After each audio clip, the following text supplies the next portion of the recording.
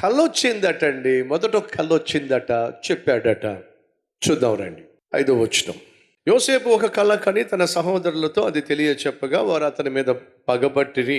అతడు వారిని చూచి, నేను కనిన ఈ కలను మీరు దయచేసి వినండి. అదేంటంటే, చేనులో పనలు కట్టుచుంటిమి. నా పన లేచి నిలుచుండగా మీ పనలు నా పన చుట్టుకొని నా పనకు సాష్టాంగ నమస్కారం చేశాను, సాష్టాంగ పడెను అని చెప్పాను. అన్నలారా, నాకు ఒక కళ వచ్చింది. మరి ఆ కళ ఏమిటో నాకు అర్థం కావట్లేదు. కానీ మనందరం చేలో పనులు కోస్తున్నాం. నేను కోసిన పన నిలబడింది. మీరు కోసినటువంటి పనులన్నీ కూడా నా పన ఎదుట సాష్టాంగ పడెను. ఆ కళ చెప్పినప్పుడు అన్నయ్యలకు ఒళ్ళు మండిపోయింది. అర్థం చేసుకునే ప్రయత్నం చేయలే. అరే, దేవుడు ఏదో చెప్తున్నాడు. దేవునికి ఏదో ఒక ఉన్నతమైన ప్రణాళిక తమ్ముడు యోసేఫ్ మీద ఉంది. ఇది దేవుడిచ్చినటువంటి కళ అని చెప్పి ఒక్కడైనా అభినందించాడా? అభినందించలా. మరి ఏం చేశారు? ఆడిపోసుకున్నాడు, అసూయపడ్డారు, కోపడ్డారు. అరే, నేను కళ చెప్పాను అంతే, కళ చెప్పిన వెంట ఎందుకు ఇంత కోపం వస్తుందో వీళ్ళకి అని చెప్పి యోసేపు కొంచెం జాగ్రత్తగా ఉండాలి కదా. మరో కళ వచ్చినప్పుడు ఏం చేయాలి? ఎందుకులే మా ఇద్దరు అన్నయ్యలు ఏం చెప్పినా అపార్థం చేసుకుంటారు, అర్థం చేసుకోరు, నా మీద పగ ద్వేషం పెంచుకుంటారు, కాబట్టి ఎందుకు వచ్చిందిలే అని చెప్పేసి మౌనంగా ఉండొచ్చుగా. ప్రియ సహోదరులు, మన జీవితంలో కొన్నిసార్లు ఎంత మౌనంగా ఉంటే అంత మంచిది. మీకు ఒక విషయం తెలుసా? ఆడు గ్యాలం వేస్తాడు నీళ్ళల్లో, దానికి ఒక ఎర్ర పెడతారు. ఎర్రబెట్టి ఆ గ్యాలం వేసి అబ్బో కంటికి రెప్పగా చూస్తాడు. ఇలాగే ఇలాగే ఇలాగే సెల్ ఫోన్ మోగినో చూడడం, అలాగే అలాగే చూస్తాడు. దేనికోసం చెప్పండి? చేప కోసం. ఇప్పుడు చేప కనుక క్షేమంగా ఉండాలంటే తన కళ్ళ ముందు ఎర్ర కనిపించినప్పుడు ఏమి తెరవకూడదో చెప్పండి. ఇప్పుడు తన ప్రాణం దేంట్లో ఉంది? చేప నోట్లో ఉంది. అది నోరు మూసుకుంటే తన ప్రాణం కాపాడబడుతుంది. మనం కూడా కొన్నిసార్లు నోరు మూసుకుంటే మన కాపురాలు కాపాడబడతాయి. అబ్బే, ఆడొక మాట అనమనండి అండి. ఆడు అంటే ఎవరో చెప్పండి. మరి చెప్పండి అమ్మా.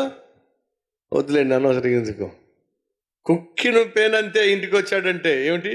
కుక్కిన పేనంతే. కొంతమంది అంటారు భర్తలట స్ప్లిట్ ఏసీలు అంటోళ్ళంట. స్ప్లిట్ ఏసీ అంటే తెలుసా మీకు? లోపల ఏసీ ఉంటుంది, బయట ఏమో మిషన్ ఉంటుంది, బయట కంప్రెసర్ ఉంటుంది. శబ్దం అంతా బయటే ఉంటుంది, లోపల ఏం శబ్దం ఉండదు. అలాగే కొంతమంది పాపం ఏది అరిచినా, ఏది క్యాకులేసినా, ఏది చేసినా ఇంటి బయటే. లోపలికి వస్తే మాత్రం రిమోట్ కంట్రోల్ ఎవరి చేతిలో ఉంటుంది? సహోదరులు, మన జీవితంలో కొన్ని సందర్భాల్లో కొన్ని విషయాలు చెప్పకపోవడమే మంచిది. మీరు ఒక మంచి ఇల్లు కొనుక్కోవాలనుకుంటున్నారు. వదినా, నీకు ఒక విషయం తెలుసా వదినా అని చెప్పి వెళ్ళిపోతాం. అక్కడికి వెళ్ళిపోయి, ఇదిగో మా ఆయన అనుకుంటున్నాడు ఆ గేటెడ్ కమ్యూనిటీలో 4 కోట్లు పెట్టి ఇల్లు కొనాలనుకుంటున్నాడు. ఆలు లేదు, సూలు లేదు, కొడుకు పేరట ఏమిటోనట. ఇంకా ఇల్లు కొనలేదు కదా, అప్పుడు ఎందుకు ఈ హడావిడి? దయచేసి గమనించండి. ఇల్లు కొనాలని అనుకుంటున్నా, కారు కొనాలి అని అనుకుంటున్నా, లేదా మీ అమ్మాయికి ఒక సంబంధం వచ్చింది, ఎక్కడి నుంచి? అమెరికా నుంచి వచ్చింది, 10 లక్షల రూపాయల జీతం అంట, చాలా మంచోడంట, చాలా రిచ్ అంట, వాళ్ళ పెద్ద ఇల్లు ఉందట, వాళ్ళు కావాలనే మా అమ్మాయిని కోరుకున్నారు అని చెప్పి నువ్వేం చేస్తావు? వాళ్ళకి చెప్తావు, వీళ్ళకి చెప్తావు, వాళ్ళకి చెప్తావు. ఇప్పుడు నువ్వు బాగుపడడం ఎవరికైనా ఇష్టం అంటారా? ఒకసారి ఆలోచించండి. నీకు మంచి ఉద్యోగం రావడం ఎంతమందికి ఇష్టం? నువ్వు మంచి కారు కొనుక్కోవడం ఎంతమందికి ఇష్టం? నువ్వు మంచి ఇల్లు కట్టుకోవడం ఎంతమందికి ఇష్టం? ఈరోజు తమ్మునికి మంచి ఉద్యోగం వస్తే అన్నకి పట్టలు ఇష్టం, అన్న అల్లాడిపోతున్నాడు. అన్నకు మంచి ఉద్యోగం వస్తే తమ్ముడు మనసులో ఆయాసపడుతున్నాడు. చెల్లికి మంచి సంబంధం కుదిరితే అక్క తల్లడిల్లిపోతుంది. అక్కకు మంచి సంబంధం దొరికినా లేక పెళ్ళి ఘనంగా అయినా చెల్లి అలుగుతుంది. దానికి అంత ఘనంగా పెళ్లి చేశారు, మరి నా కోసం ఏం దాచిపెట్టారు? ఉన్నదంతా దానికి ఖర్చు పెట్టేస్తే మరి నా పరిస్థితి ఏమిటి?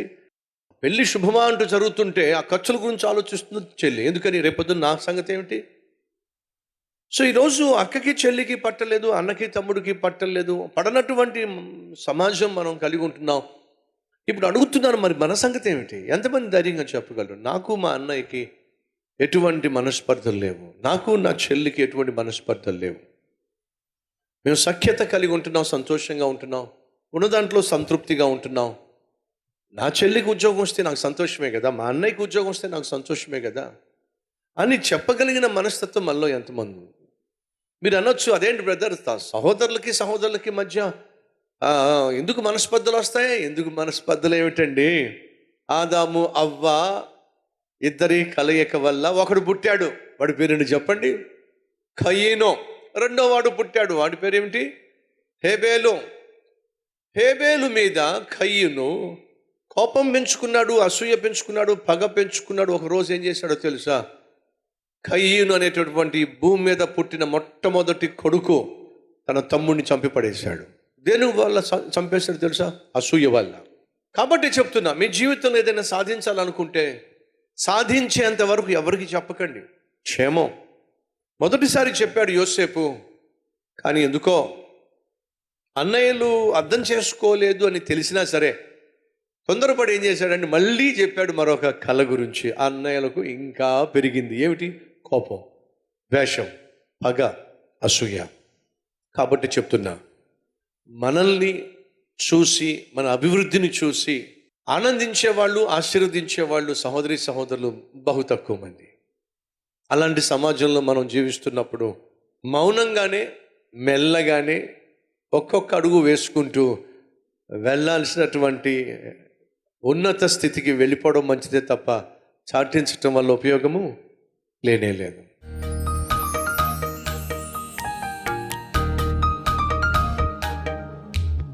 మహాపరిశుద్ధుడు అయిన ప్రేమ కలిగిన తండ్రి, దివ్యమైనటువంటి నీ వాక్యము ద్వారా మాతో మాట్లాడినందుకు మీకు స్తుతులు చెల్లిస్తూ, అవిశ్వాసం వల్ల 20 సంవత్సరాలకు పైగా యాకోబు అనవసరంగా ఏడ్చాడు. ఈరోజు మాలో కూడా కొంతమంది అనవసరంగా ఏడుస్తున్నారు, అనవసరంగా చింతిస్తున్నారు. అనుమానం, అవిశ్వాసం, నీ వాగ్దానం పట్ల నమ్మకం లేకపోవడం, నువ్వు ఇచ్చిన మాట నమ్మకపోవడం.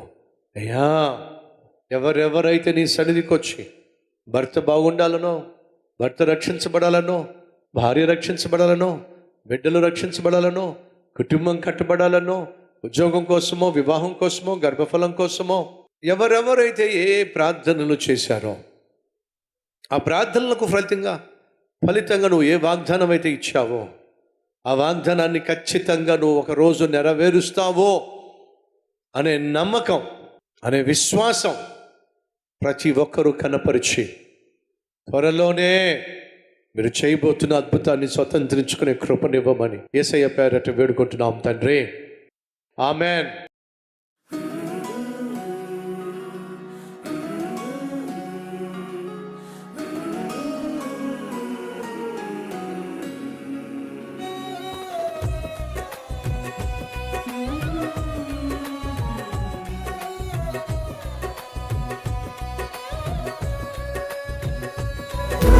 సందేశం మీకు ఆశీర్వాదకరంగా ఉంటే లైక్ చేయండి, అలాగే సబ్స్క్రైబ్ చేయండి.